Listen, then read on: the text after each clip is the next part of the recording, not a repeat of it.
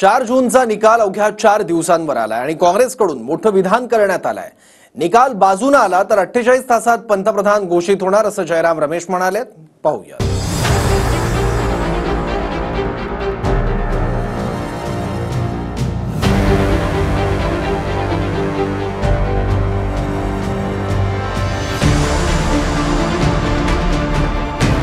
शेवटच्या टप्प्याचं मतदान बाकी आहे, पण संपूर्ण देशाला 4 जूनची प्रतीक्षा आहे।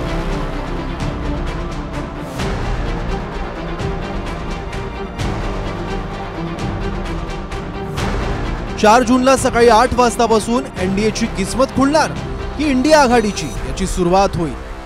पण काँग्रेसचे दिग्गज जयराम रमेश यांनीही इंडिया आघाडीला बहुमत मिळण्याचा दावा करत निकालानंतर 48 तासांच्या आतच पंतप्रधान पदाचा उमेदवार घोषित करणार असल्याचं म्हटलंय। इंडिया आघाडीत ज्यांच्या जागा अधिक त्या पक्षाचा पंतप्रधान असेल। 2004 मध्ये 13 मे रोजी निकाल आले होते आणि 17 मे रोजी डॉक्टर मनमोहन सिंग यांचं नाव समोर आलं होतं। इंडिया आघाडीला बहुमत मिळेल आणि निकालानंतर 48 तासांच्या आत पंतप्रधान पदाच्या उमेदवाराची निवड होईल। राजस्थान, महाराष्ट्र, कर्नाटका, उत्तर प्रदेश, बिहार, तेलंगाना ऐसे राज्यों में जहां 2019 में हमारा बिल्कुल सफाया हो गया था, इस बार आप देखेंगे हमारा प्रदर्शन बहुत मजबूत होगा। राजस्थान में हमारा ही प्रदर्शन मजबूत होगा, महाराष्ट्र में, उत्तर प्रदेश में, बिहार में गठबंधन के रूप में हमारा प्रदर्शन मजबूत होगा। पंतप्रधान मोदींनी 400 पारचा नारा दिलाय, तर काँग्रेसनेही बहुमताची 272 ची मॅजिक फिगर पार केल्याचा विश्वास व्यक्त केलाय आणि काँग्रेसने पंतप्रधान पदाचा उल्लेख करून एक पत्ता उघड केलाय। विशेष म्हणजे निकालाच्या 2 दिवस आधीच म्हणजे 1 जूनला दिल्लीत इंडिया आघाडीच्या नेत्यांची बैठक आहे, ज्यात शरद पवार, उद्धव ठाकरेंपासून इतर राज्यातलेही इंडिया आघाडीचे नेते हजर असतील। या बैठकीत निकालावरून मंथन होईल आणि पुढची रणनीतीही ठरेल। पण जर इंडिया आघाडीला बहुमत मिळालंच तर पंतप्रधान पदाचा चेहरा कोण हा प्रश्न तर आहेच।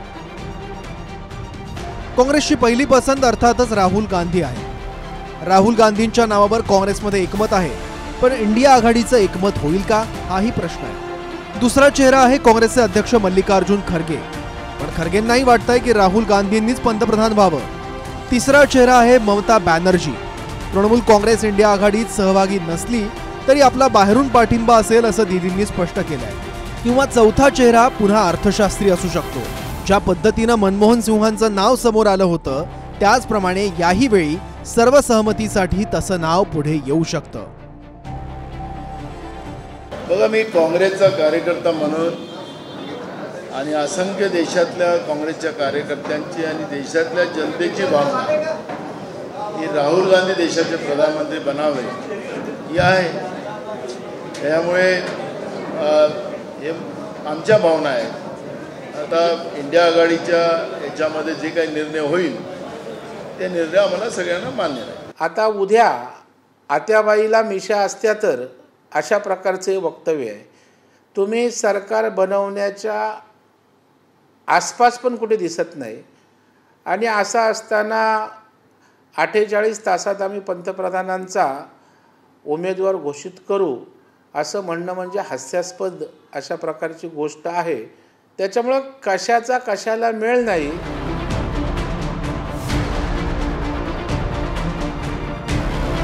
एनडीएचं सरकार आलं तर मोदीच पंतप्रधान होणार यात शंका नाही, पण निवडणुकीआधी इंडिया आघाडीनं चेहरा घोषित केला असता तर मोदी विरुद्ध इंडिया आघाडीचा चेहरा अशी लढत झाली असती। इकडे महाराष्ट्राबद्दल बोलायचं झालं तर भाजपला अवघ्या 8 जागा मिळतील असा दावा विरोधी पक्षनेते वडेट्टीवारांनी केला आहे।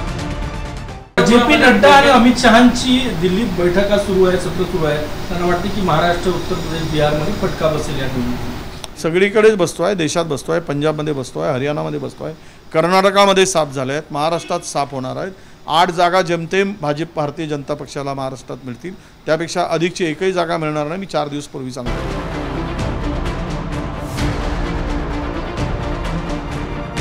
निकालासाठी आता अवघे 4 दिवस बाकी आहेत, त्यामुळे देशाच्या जनतेनं कौल कोणाला दिला आहे हे 4 जूनला स्पष्ट होईल आणि त्यासोबतच पंतप्रधानपदी कोण बसणार हेही समोर येईल।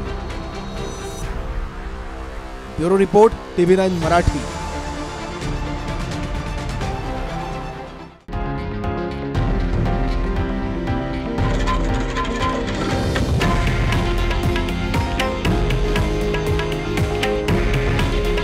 हे आहे देशातील नंबर 1 न्यूज नेटवर्क आणि आपण पाहत आहात TV9 मराठी.